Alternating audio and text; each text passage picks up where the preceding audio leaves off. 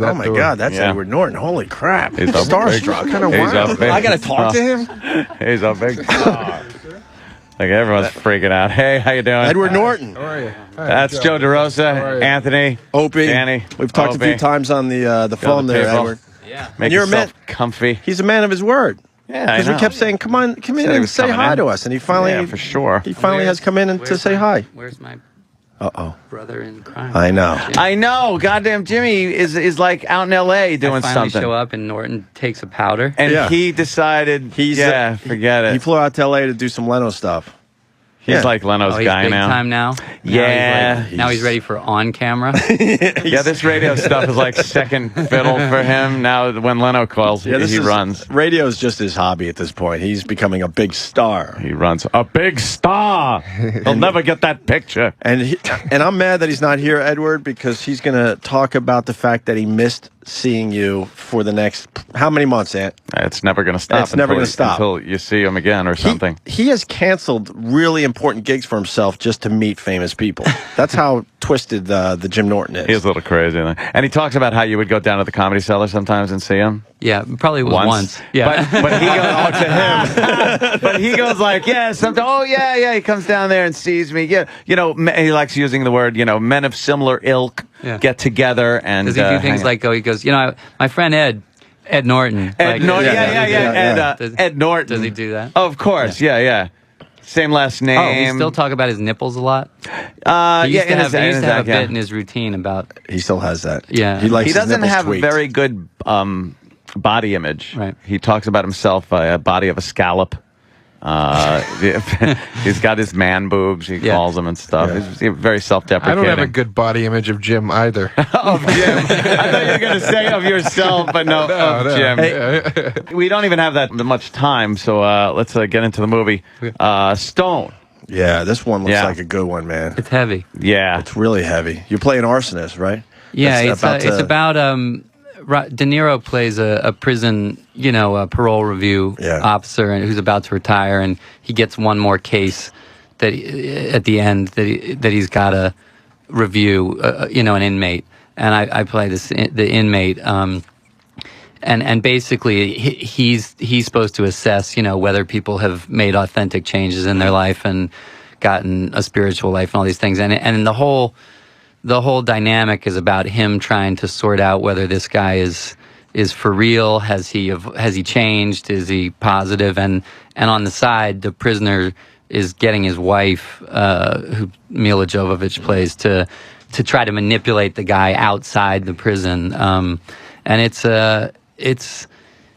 thrilling, but it's not. It's actually not sort of just a twist or a plot. It's very much about, like, the prisoner starts questioning what this guy's done in his life that gives him the right to judge him, and it's a pretty heavy. I put it almost more in the vein of like Dead Man Walking or American History X, or it's a pretty pretty weighty film. Yeah, just action or that's pretty cool. Although Mila Jovovich is also we've had her in here a couple of times. She's great. She's a blast. She's funny as hell. Very too. funny. I'll tell you too. I gotta say I had seen her in that Spike Lee film, He Got Game, and I thought she was really great, and so we brought her in on this, and if you've only seen her in, like the Resident Evil stuff, she's phenomenal in this film. Like she's gonna win award. I mean, she's gonna get accolades for this. She's really tremendous in it. Yeah, she's really cool. She was out of control in that movie Dummy with Adrian Brody. Like, it was the first time I'd ever seen her in anything like that, and I was just like, holy shit, man. She's off the chart in this. Like we were all seriously impressed by what she did in it. Yeah, she was cool when she came in, and I remember saying something and she fell off the chair. Yeah. And all I kept thinking was, I think I got a shot. like guys are so stupid. Yeah, we really are dumb. Yeah, Mila Jovovich and like dumb friggin' jock guy. Yeah, you start telling yourself, like, a hot girl doesn't want a hot guy. They want a funny guy. Yeah, they want funny guy. And, I bet a lot of people are just intimidated to even walk up to her. No, they're not. GQ model guys are not intimidated to walk up. Dummies like me. Hi. She's just a lost girl. She just wants somebody to treat her like a human being for once. You worked with De Niro before. We were just talking about that in The Score, which was a great movie. It's almost comical how you come off as being handicapped, a little mentally. When you first come on screen, people who know me didn't think it was that much of a stretch. Oh, really? That's like he does that. He plays that part very well. He's done that a few times in movies, obviously. Where does that come from?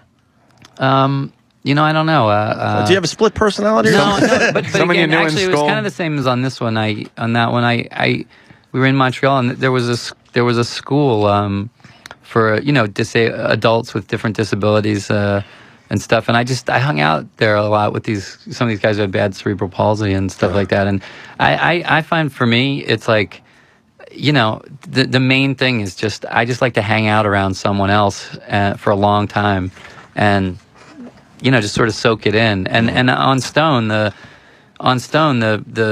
was kind of feeling a little bit not where I wanted to be. And then I like 5 days before we started shooting, I met an inmate at this Michigan prison who was so hypnotizing. He was really, really fascinating. And I literally, I called the director in and said, check this guy out. And he gave me a great feeling for the look and the voice. And really, was he an arsonist? No, he was a guy. Actually, it was two guys. One guy was a white guy who had helped start the Crips gang in Detroit, and the other guy he'd been involved in the drug trade since he was 10 or 11 years old. Yeah, just come up through it all and been in and out of prison. And do you always feel you have to get into character by maybe hanging out with people that are that were doing the same thing your character is doing? Yeah, it's better for me. I mean, I don't, it's like I don't really want to see a movie about me. Right. I just don't. I don't know. There are actors, I guess, there are actors who it kind of what you're getting is a thing they like to do over and over again. They feel confident in it. I think I'm better off if I sort of slip into some other thing. Yeah. It seems like there are movies like this where that would come in handy, but you take a movie like Fight Club, what would you really base that character on? Who would you talk to or try to emulate? That's a good question. I think. Of course it is. Yeah, I don't know. That was somehow that one to me was just Chuck Palahniuk's book. The voice in that book was so specific in Fight Club, and I don't know. I think we kind of felt like it was all like Fincher's humor also is like that guy, and I think to me he was kind of a stand-in for a lot of us.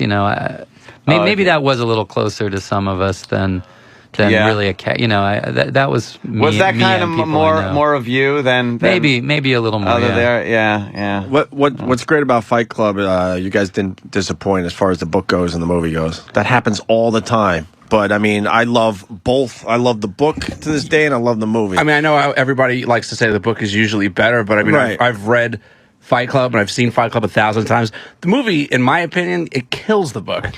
It's different. Actually, we love Chuck, and I think that book is a really that's one of the most original books I had read. Yeah. From that era. But Chuck loved the ending of Fight Club. The ending is different in the film than the book. Sure. He loved it. He was way into it, so it was all pretty happy. But being a fan of the book, I wasn't disappointed. Well, that happens so many times with movies, right? Oh yeah, I know. I'm a movie guy more than a book guy. Yeah, he doesn't read. I don't want to come off as an idiot who's just like, movie better than book. Right. But it just a lot of times I kind of like the visual medium of just movies as opposed to trying to use my own imagination. So I usually I'm very distracted I'll do the when I movie read first, and then if I like it, I'll want to see how it progressed to the screen. So then I'll go back and read the book. Really? Yeah, I like, and then it's just interesting to see how it made it. Probably a better way to do it. It's too bad because Mila Jovovich told me she likes guys who read. Damn it! See, I have read. I like that you said medium too to smarten that statement. Yeah, up. see, I had to try to do the something. visual medium. Oh, shut up, Joe. You suck. I'm pointing things out like that. The Virus. Sirius-XM.